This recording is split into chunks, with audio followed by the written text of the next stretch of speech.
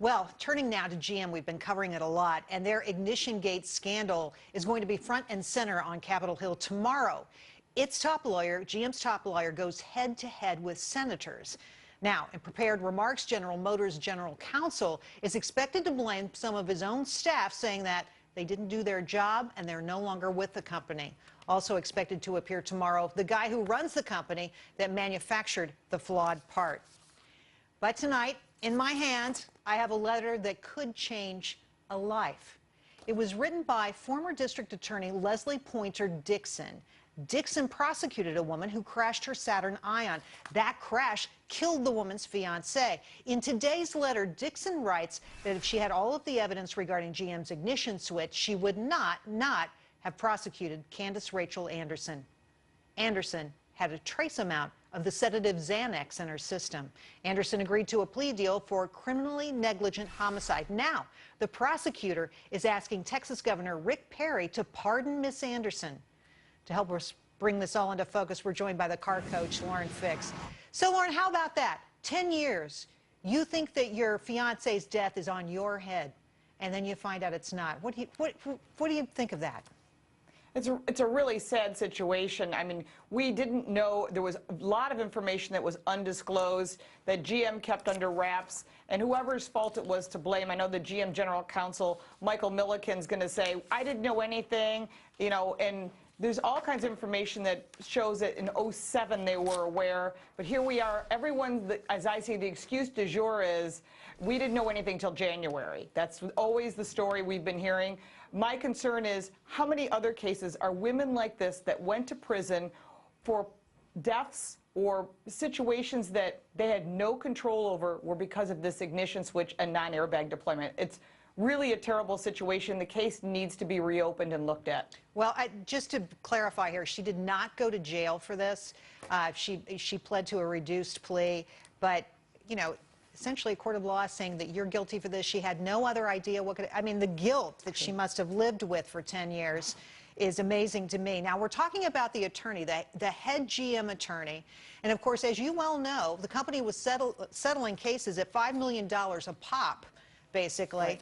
And it just brings into sharp focus the idea of if you were settling these cases and you were requiring the people you were settling with not to say anything to the media, why? Right. If there was no issue, no problem with the car, why would you do that?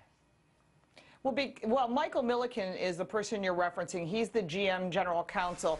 He claims that everyone below him didn't have to bring the lawsuit to his attention unless it was over $5 million.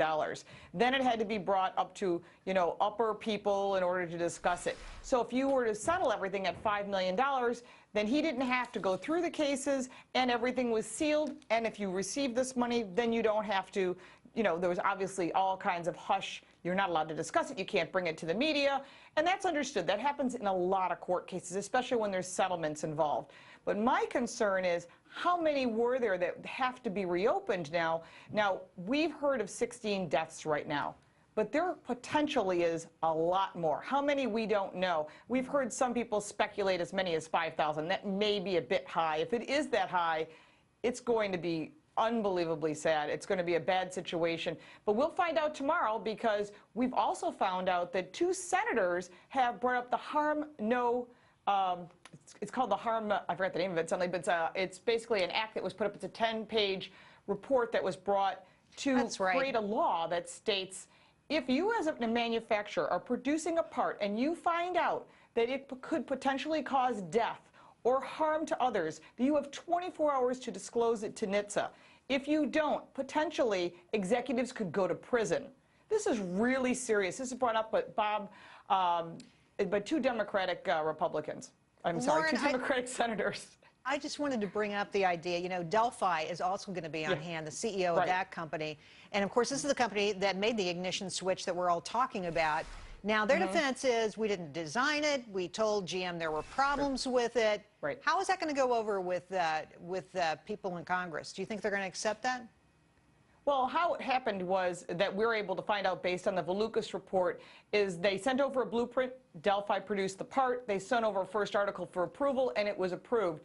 Now, Ray DiGiorgio, who was the first line, the first sentence in the Willis report, did approve it. Now, Delphi did suggest a different switch, which was something that an engineer would do. They'd say, you know what, I don't think the switch is going to be strong enough. You should consider this part instead. They ignored it, according to Delphi. So it looks like Delphi is not in the focus of potentially being at fault here. It looks like it belongs back on GM. Of course, we'll find that tomorrow when Claire McCaskill starts asking questions, because she's tough, and she's not about to take no for an answer. She wants straight-up answers, and she's looking for paper trails, and that'll tell the truth. But it looks like, from what we're able to see right now with information, that Delphi is not at fault for this problem, and the fact that they did suggest a different switch and GM said no. In this case, it looks like the paperwork states it's Ray DiGiorgio. You know, this is the man that got fired, but I think there's other people involved still yet. Lauren, thanks for helping us out tonight. Thanks a lot.